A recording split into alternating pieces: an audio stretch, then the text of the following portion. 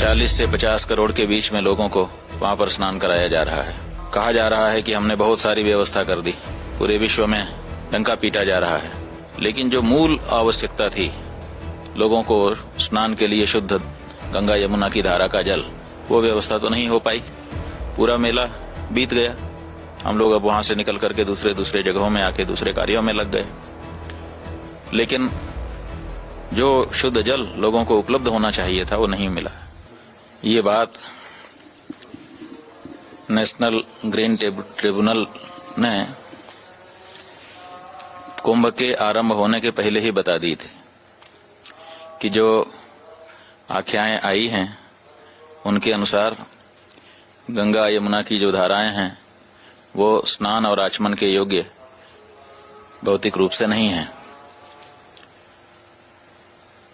उन्होंने कुछ निर्देश भी जारी किए थे कि ये कार्य आप करिए। विशेष करके जो नाले गिर रहे थे शहरी मलजल के, उनके बारे में कहा था कि इनको आप दूर करिए शुद्ध जल, ताकि लोगों को स्नान के लिए उपलब्ध हो सके। 40 से 50 करोड़ के बीच में लोगों को वहां पर स्नान कराया जा रहा है। कहा जा रहा है कि हमने बहुत सारी व्यवस्था कर दी, पूरे विश्व में डंका पीटा जा रहा है, लेकिन जो मूल आवश्यकता थी लोगों को स्नान के लिए शुद्ध गंगा यमुना की धारा का जल, वो व्यवस्था तो नहीं हो पाई। जब हम कुंभ स्नान के लिए प्रयाग क्षेत्र में गए तो हमसे लोगों ने पूछा कि बड़ी व्यवस्था है, आप क्या कह रहे हैं। हमने कहा भाई व्यवस्था के लिए तो हम आए नहीं हैं, हाँ एक व्यवस्था जरूर हमको चाहिए और हर प्रयाग के आने वाले के लिए चाहिए, और वो ये है कि उसको शुद्ध जल की धारा मिल जाए जिसमें वो डुबकी लगा सके। एनजीटी ने कहा है, अखबारों में छपा है कि स्नान और आचमन योग्य जल नहीं है, तो इस बारे में हमारा ये अनुरोध है यहाँ की सरकार से भी और माघ मेला के अधिकारियों से भी, कुंभ मेला अधिकारियों से भी, कि वे हर घाट से सैंपलिंग करवा करके रोज की रोज रिपोर्ट सार्वजनिक करें कि शुद्ध जल है स्नान का। लेकिन उन्होंने तो नहीं किया, पूरा मेला बीत गया, हम लोग अब वहां से निकल करके दूसरे जगहों में आके दूसरे कार्यों में लग गए, लेकिन जो शुद्ध जल लोगों को उपलब्ध होना चाहिए था वो नहीं मिला। हमारे साथ के बहुत से ऐसे लोग जो काम में लगे रहे, समय समय पर मौका देख करके स्नान के लिए जाते थे, कई लोग उसमें वापस आ गए,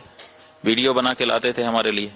कि ये देखिए सीधे मलजल बाहर जा रहा है, ऐसी गंदगी एकदम साक्षात आंखों में दिखाई दे रही है, हम कैसे नहा लें।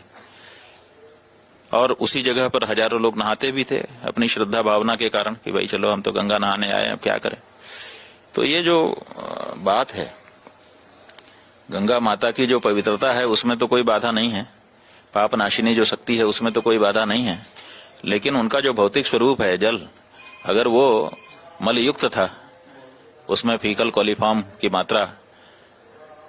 इतनी ज्यादा थी जितनी की अस्वीकार्य है स्नान के लिए भी, तो इसका तो दोष सरकार को है। और इसीलिए हम कह रहे थे कि भाई ये बताओ, बाकी व्यवस्था ठीक है, हमारे सोने की, हमारे नहाने की, हमारे खाने की व्यवस्था है कि नहीं, लेकिन डुबकी लगाने के लिए हमको शुद्ध जल है कि नहीं, कम से कम ये तो करो। पिछली बार जब अर्ध कुंभ वहां पर हुआ था तो इस सरकार ने उसको कुंभ नाम दिया था और ये कहा था कि इस बार तो हम नाले नहीं बंद कर पाए, लेकिन अगले कुंभ में कोई भी नाला गंगा यमुना की धारा में गिरता नहीं दिखाई देगा, लेकिन वहां तो दिखाई दे रहा था। तो ये सब जो बात है ये बड़ी आपत्तिजनक है। करोड़ों करोड़ सनातन धर्मियों के स्वास्थ्य के साथ, उनकी आस्था के साथ, उनकी भावना के साथ एक तरह से खिलवाड़ है। तो जब सरकार इस बारे में गंभीर ही नहीं है, जब वहां की जो संस्थाएं हैं वो गंभीर ही नहीं है, तो फिर कुछ भी होगा। जनता की आस्था को आप दोहन कर रहे हैं, लेकिन उनके लिए जो आपके कर्तव्य हैं उनको निभाने में कहीं न कहीं कमजोर सिद्ध हो चुके। अब क्या वीआईपी कल्चर, जिनको वीआईपी बना के आप ला रहे हैं, जिनके लिए आप एक पूरा क्षेत्र खाली रखते हैं, सड़कें खाली रखते हैं, विशेष वाहन उपलब्ध कराते हैं, उनको भी तो जल वही नहाने के लिए आप उपलब्ध करा रहे हैं। आखिर सारे वीआईपी उसी मलयुक्त जल में ही तो स्नान करके गए।